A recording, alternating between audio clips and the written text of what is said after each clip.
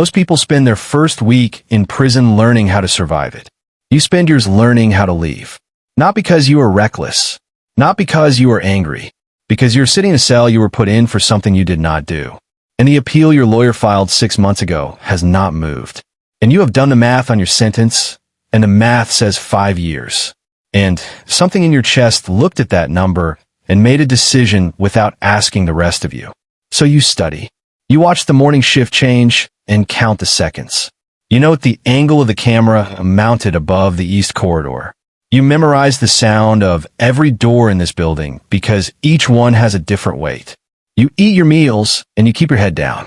To every officer and every inmate in this facility, you are the quiet one in the corner who has not adjusted yet. That is exactly what you need them to think. You have been inside 11 days. You already know 3 ways out. 2 of them will get you killed. The third one will take everything you have. You start planning the third one. Level 1, the blueprint. The facility is a rectangle. Rectangles are efficient, and efficiency is what gets government buildings built. The east perimeter fence runs 40 yards from the outer wall of D block. Between the fence and the wall, there is a maintenance track, gravel, a drainage pipe running north to south, and a floodlight mounted on a post that has been swiveling 3 degrees left of calibration. You notice it on day 4. The pipe is your first thought. 40 inches wide.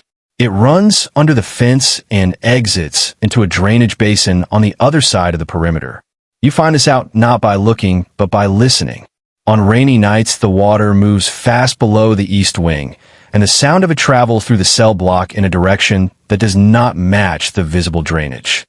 Officer Reyes takes the long route past the gym building to add 4 minutes to his shift because his knees bother him on cold nights. You know this because you have watched the pattern of his flashlight from your window. The beam hesitates in exactly the same place, in the same wind. By the end of week 2, you have a shape. A rough one. Something that could work. Level 2, the alliance. You also know that you cannot do it alone. His name is Cabo. He is avoided the way careful men are avoided, which is different from the way dangerous men are avoided. It takes you 3 weeks to find out. Cabo has a daughter on the outside. You approach him on a Thursday in the yard. You stand 2 feet away, facing the same direction he is facing, and you speak at a volume that carries nowhere. You tell him you have a way out. He does not look at you. He says nothing for a long time. Then he asks you when. You tell him 6 weeks, if everything lines up. Possibly longer. He nods once and walks back toward the block. Level 3, the preparation. You have your person. The drainage pipe is the exit. But to reach it, you need to cross 40 yards of open ground without triggering the motion sensor. A civilian contractor named Voss leaves his kit bag on the ground while he fills the drainage grates. The bag sits unattended for a window of roughly 4 minutes. On the 3rd Tuesday, you walk past slowly enough to see what is in the top pocket. A flathead screwdriver, red-handled, industrial grade, long enough to reach the panel bolts.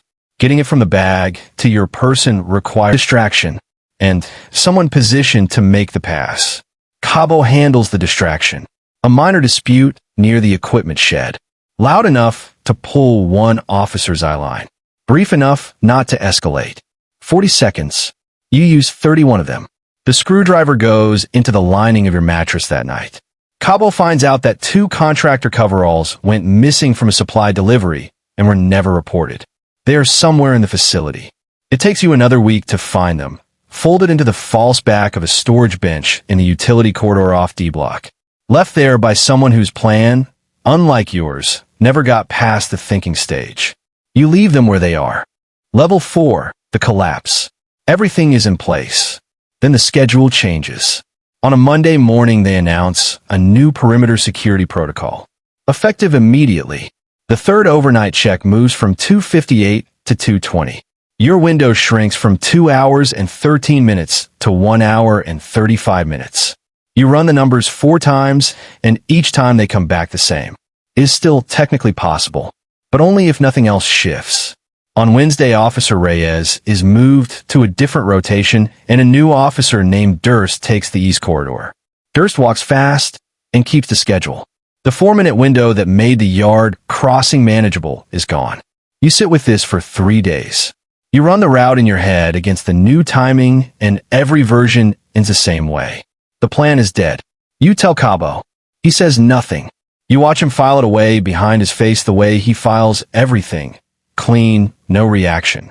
You go back to watching. It takes 11 more days to find the new window.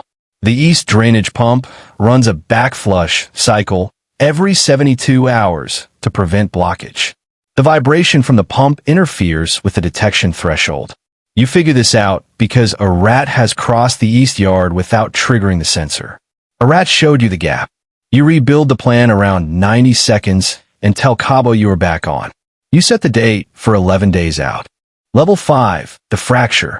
Then, 9 days out, an officer finds the screwdriver during a random cell toss. Not your cell.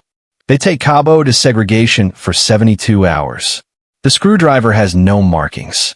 No prints that connect it to you. Cabo has not said your name. When Cabo comes back, he looks the same. On the second day back, he stands next to you in the yard and tells you that they did not find the coveralls. The tool can be replaced. You look at the fence. 3 days before the date, you get the replacement tool. A bolt from a loose bench fitting in the gym. It will take longer at the pipe access. You adjust. 2 days before the date, the pump runs its backflush cycle on schedule. 1 day before the date, you sleep 4 hours. You think about your mother. You think about the morning you walked into court. Level 6, the night. You close your eyes. You sleep. The pump starts at 1:47 a.m. You know it by sound now. You are already dressed. The coveralls are under your mattress. You put them on in 12 seconds in the dark. Cabo is on the opposite side of the block, and you will not see him until you are both at the fence or you are both caught. You move at 1:51. For minutes into the backflush window. The corridor outside your cell. One officer at the far end. You time your exit to the 8th second of his far end stationary period. You walk, not run, out the back stairwell access that is left unsecured during night hours. And you hit the ground with your right palm on the 12th yard. You are up in under a second. Cabo reaches the fence panel 2 seconds before you. You pull the bolt from your waistband and find the first panel screw by touch. The thread is stiffer than you practiced in your head. You turn it 3 full rotations before it gives. The panel swings open on its lower hinge. Cold air and the smell of standing water. Cabo goes first. You follow. You pull the panel back into position from inside. The pipe is 38 yards. It takes 90 seconds.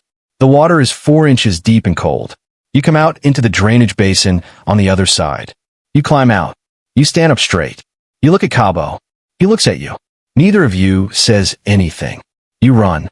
By 3 a.m., you are 2 miles from the facility in the back of drainage culvert. Level 7, the Manhunt. Wearing the civilian clothes left in a plastic bag under the 3rd mile marker north of the town limits, you and Cabo split at the road junction without ceremony. He goes north. You go west. You will never see each other again. That is the correct outcome. By 7 a.m., there are faces on the news. Your face. You pull your collar up and keep walking. Make no eye contact and pass through in 22 minutes. 2 patrol cars running the highway shoulder. A helicopter pass 3 miles east. You stay in the rest stop until 2 p.m. Then a father opens his phone and the face on the screen is yours. Already moving. Already outside before the thought fully forms. Then you run. 6 days later, you are in a city 400 miles from where you started. Level 8, the other side. You have a different name on a piece of documentation that costs you everything in that bag. You have a room in a building where the landlord takes cash and does not ask questions. You sit on the edge of the bed in the dark, and you are free. It does not feel the way you thought it would. You think about Cabo. You do not know where he is. You hope he is somewhere that is working,